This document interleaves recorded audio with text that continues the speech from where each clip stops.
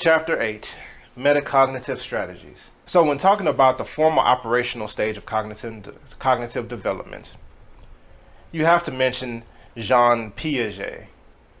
All right, he actually used a pendulum test to determine whether or not young people have entered the formal operational stage of cognitive development. He believed that people entered formal operational thinking around 11 years old, when there was a spike of gray matter in the brain. All right. This is also associated with the prefrontal cortex.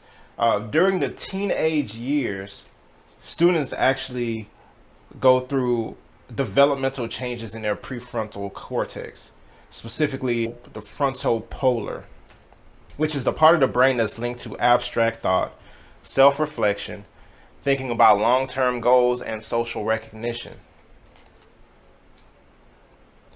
Traditionally, teachers their classroom focus is really based on providing facts, concepts, and skills to their students. But as we learn more about the brain development at this stage,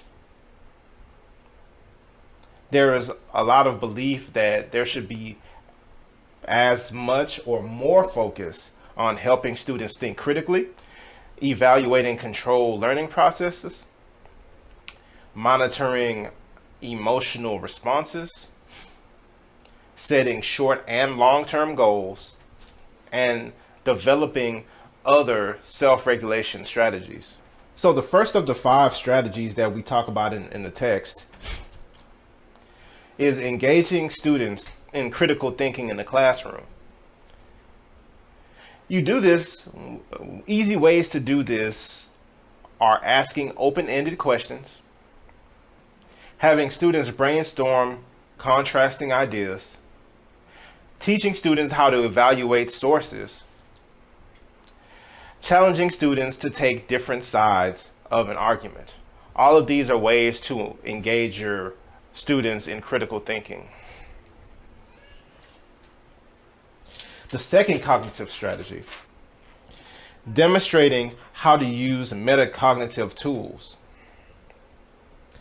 Cognitive tools empower individuals to organize, categorize, regulate, and prioritize their thinking processes. Some examples of cognitive tools are cognitive organizers, things like mind maps, diagrams, charts, checklists, graphs, timelines. Another tool is what we call think alouds. This is when we externalize our thinking by speaking it. Another tool are heuristics, which are basically a method of problem solving that is not rigorously logical, but suitable for one immediate purpose. Another tool are thinking journals.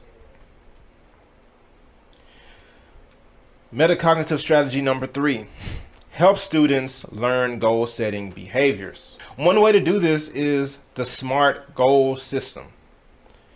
SMART being an acronym that stands for making the goal specific, making the goal measurable, making the goal attainable, making the goal relevant, and making the goal timely.